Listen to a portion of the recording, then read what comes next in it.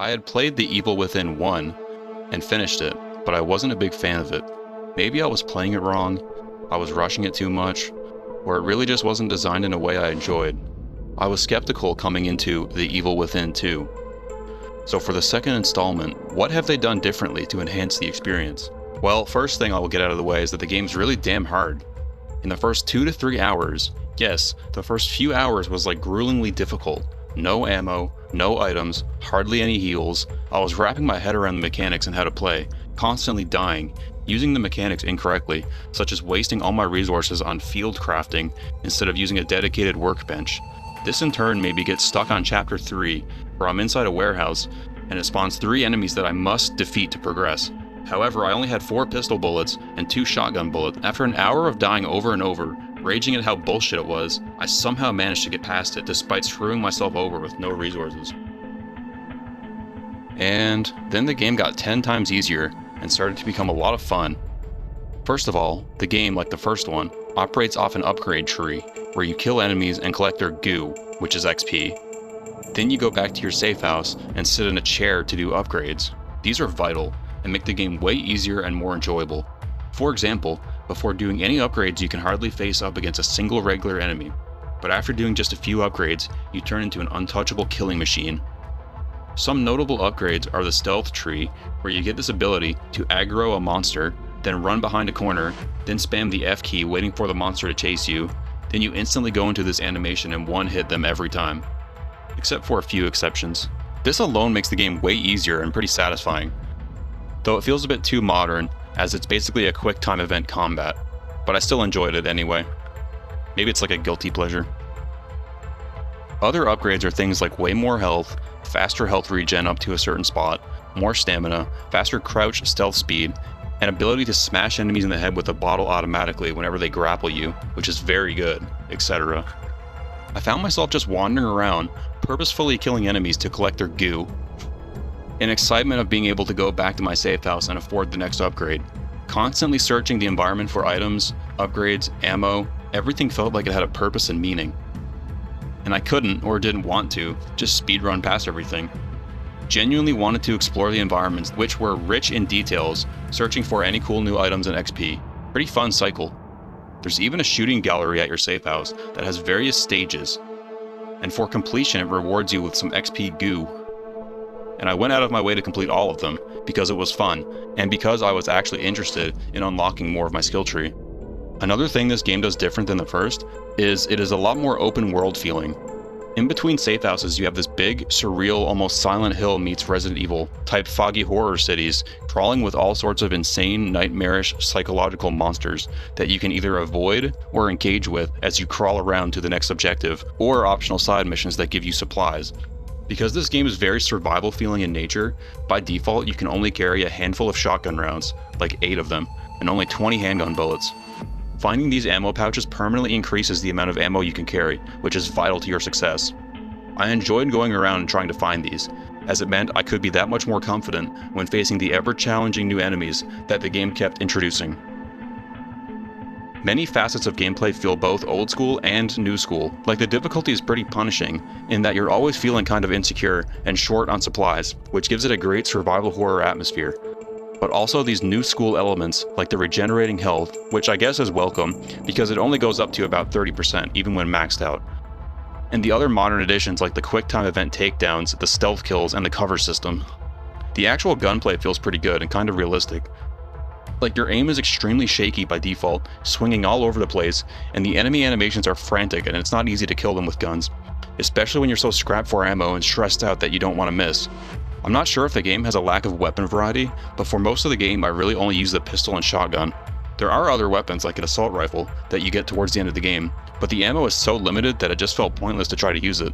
You can craft your own ammo, but I had already used all the resources to upgrade my pistol and shotgun, so it felt like a waste to craft assault rifle ammo. There's also a sniper, which I only used a handful of times, mostly in boss battles. Which brings me to the actual enemies. As the story progresses, it frequently introduces new enemy types with their own strengths and weaknesses, and ways to take them down. Wandering around the open city can become very frightening because you never know what you're going to run into.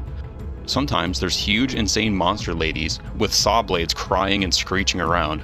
Other times, melted face dudes with flamethrowers. Or other times, big hulking blobs that explode. I found all the enemy designs really creepy and fun to encounter. It never felt like a dull moment. And there's constantly boss battles. I thought all of them were pretty great.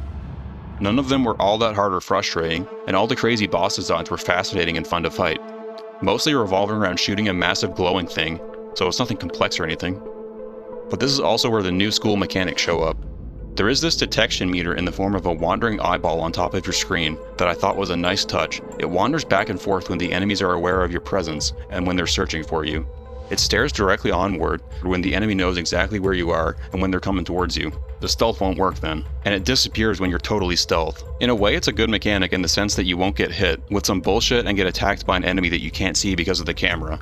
But in a sense, it also takes away some of the tension and the horror, and you kind of always know exactly when you're safe or not. But I enjoy the mechanic regardless. The environments are constantly shifting, changing, turning into new sights and sounds. In some chapters, you're going through art galleries, encountering this interesting psycho villain who thinks highly of himself as an artist, torturing humans to create his art, forcing you into all sorts of strange and otherworldly psychological encounters and trials, with great environments and creepy artworks on the wall, with an eventual boss fight against him, which was really fun and clever, with the giant eyeball in the sky acting like his camera. Other environments send you into the depths of hell, or the bottomless pit. It was really desolate and creepy feeling. This giant pit crawling with tortured souls, where you sneak around to progress to the next nightmare. You have this other villain who thinks of himself as some kind of religious cult leader who is based around fire, and sends you into all sorts of fire-based environments and enemy types, where you can't just stealth attack them while they're on fire, so you have to wait until they stop being on fire to really hurt them. There's some cool environmental puzzles, including something horrific and bloody. Other environments like the aforementioned Silent Hill type foggy strange cities, or there's underground tunnels which feel very much Resident Evil inspired, with the laboratory included.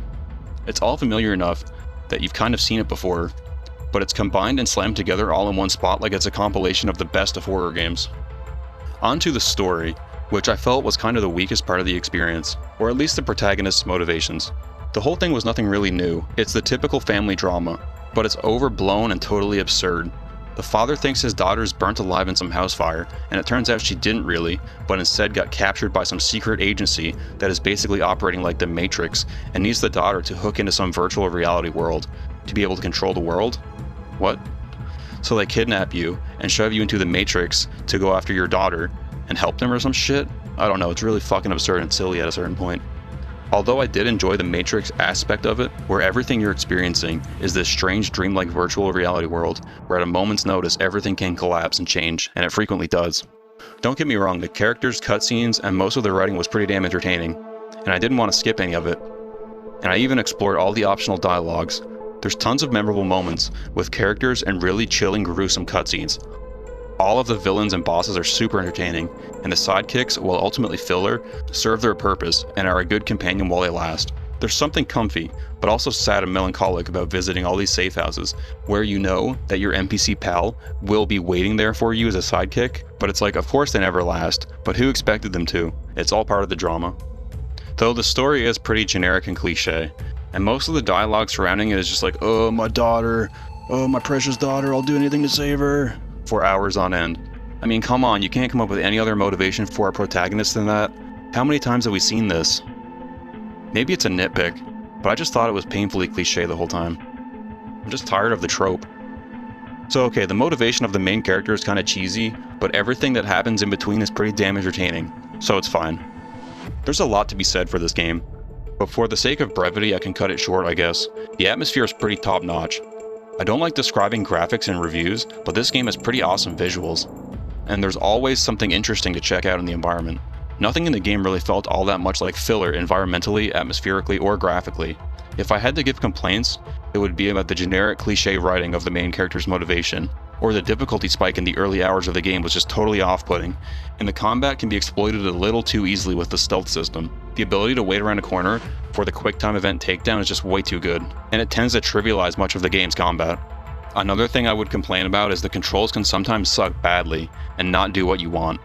Sometimes you'll want to rush into cover, only to jump on top of it, vault over it, do all sorts of acrobatics, when all you wanted to do was take cover, because all of these interactions happen around the few same key combinations.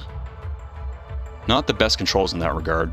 And actually, another thing now that I think of it, One of the biggest reasons I wanted to upgrade my health so much is because when you die, it will often load you back to a checkpoint at a cutscene, and you'll be forced to listen, watch, and repeat the same scripted event time and time again, and you can't skip it. It got so annoying that I decided to just try to max out my health upgrades to ensure that I never die, so I don't have to be forced to sit through the same cutscene over and over again. That is not a good reason to want to increase your health. Although I really enjoyed the open world kind of feel, with all the safe houses scattered between, complete with the cooldown based coffee machines to strategically fill your health, is a nice touch. A lot of the game is done with this cunning combination of strategy and raw power. Strategy on how to manage your resources, strategy on how exactly to use your health, and the raw power when overcoming enemies with the stealth kills, gunning them down when you feel like you have the resources. I'll just cut it short here. It's a solid game that I suspect will be quite memorable, and I definitely enjoyed it a lot more than the first one. 8 out of 10.